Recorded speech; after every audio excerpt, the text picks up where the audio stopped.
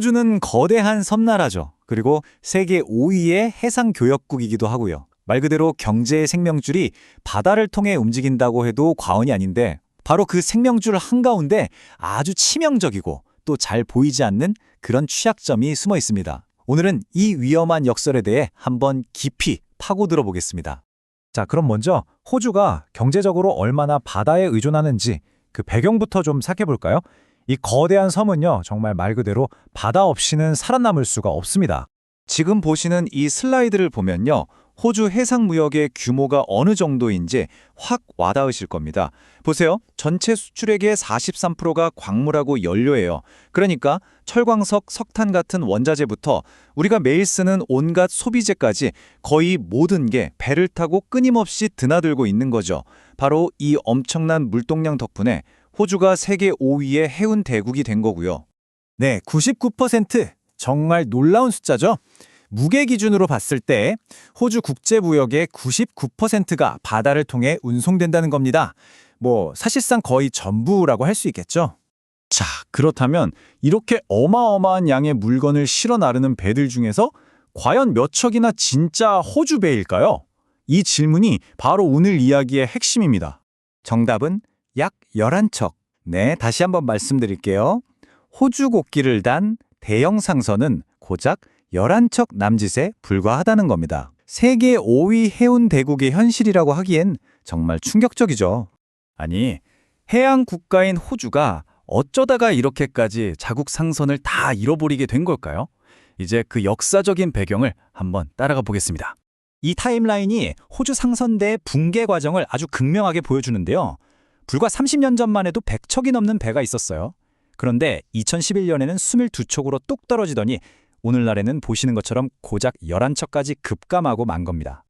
근데 여기서 정말 중요한 건요, 그냥 숫자만 줄어든 게 아니라는 점입니다. 그나마 남아있는 배들의 종류를 한번 보세요. 절반 이상이 화물차를 통째로 싣고 내리는 로로선이고 나머지는 시멘트 운반선이나 환적선 같은 것들이에요. 이게 무슨 뜻이냐면 전부 다 특정 목적에만 쓰이는 아주 특화된 선박들이라는 거죠. 만약에 국가 비상사태가 터져서 일반 화물이나 연료를 급하게 옮겨야 할 때 사실상 쓸 수 있는 배가 거의 없다는 얘기입니다. 상황이 이렇게 심각해지니까 당연히 정부도 가만히 있지는 않았습니다. 10여 년 전에 바로 이 문제를 해결해 보려고 아주 대대적인 개혁을 시도했었죠. 2012년이었는데요. 호주 정부가 해운 산업을 다시 살려보겠다고 종합개혁안을 내놨습니다. 내용을 보면 세금도 깎아줘서 경쟁력을 키우고 연안 무역 허가 절차도 간단하게 만들고 또 국제선박 등록부라는 것도 새로 만들고요. 해운 인력도 키우는 굉장히 포괄적인 계획이었습니다. 이 개혁의 핵심이 바로 호주 국제선박 등록부, 줄여서 ASIR이었어요. 이게 뭐냐면 호주 배가 호주 선원이랑 외국인 선원을 같이 고용할 수 있게 해주는 겁니다. 그럼 인건비가 줄어드니까 운영 비용이 낮아져서 국제시장에서도 한번 붙어볼 만하게 만들어주겠다. 이런 획기적인 제도였죠. 자, 그렇다면 이 야심찬 계획, 이 국제선박 등록부에 오늘날 등록된 배는 과연 몇 척이나 될까요? 네, 0척입니다. 단 한 척도 없어요. 온갖 혜택을 다 걸었는데도 이 핵심 정책은 단 한 척의 배도 끌어들이지 못하고 완벽하게 실패한 셈이죠. 그럼 이런 정책 실패가 그냥 서류상의 실패로 끝났을까요? 아닙니다.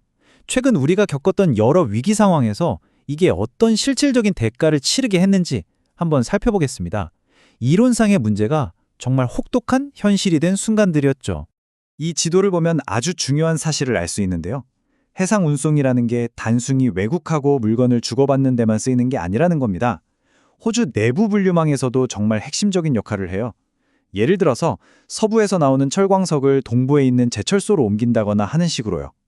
이 광활한 대륙을 바다로 연결하는 핵심 동맥이 있는 거죠. 그런데 최근 몇 년 사이에 이 동맥들이 툭툭 끊어지는 사건들이 연달아 터졌습니다. 2020년에는 코로나 팬데믹 때문에 전 세계 물류가 마비됐었죠. 그리고 2022년에는 홍수가 나서 동서를 잇는 핵심 철도가 그냥 물에 잠겨버렸고요. 2023년에는 다리가 무너지면서 아예 지옥사회가 고립되는 일까지 벌어졌습니다. 이렇게 육상 운송이 마비될 때마다 호주는 정작 기댈 수 있는 자국 선박이 단 한 척도 없다는 그 혹독한 현실을 마주해야만 했습니다. 이 인용구가 문제의 본질을 정확히 꿰뚫고 있습니다. 연방정부는 외국 국적 상선에게 뭔가를 지시할 수 있는 수단이 전혀 없다. 유일한 수단은 국가의 거대한 수표책뿐이다. 이게 무슨 말이겠어요? 위기 상황이 닥쳤을 때 외국 배들한테 이것 좀 실어 날라달라고 명령할 권한이 없다는 겁니다.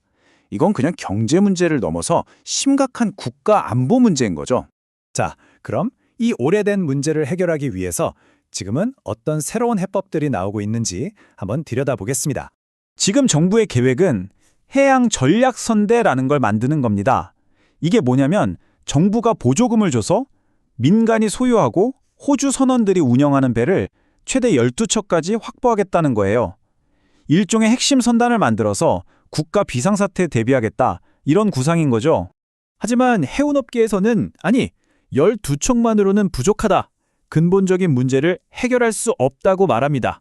보조금에 의존하는 소규모 선단은 그저 임시방편일 뿐이라는 지적이죠.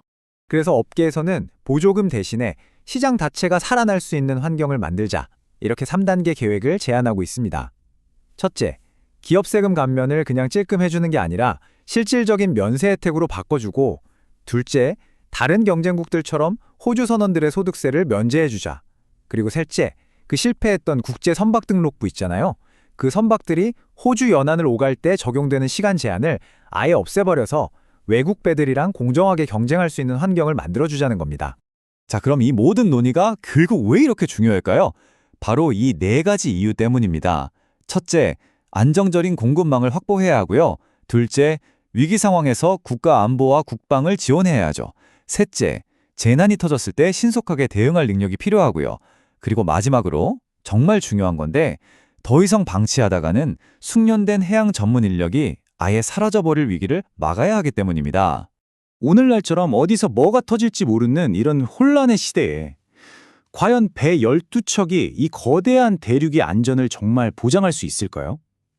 호주가 앞으로 어떤 항로를 선택하게 될지 우리 모두가 지켜봐야 할 것 같습니다.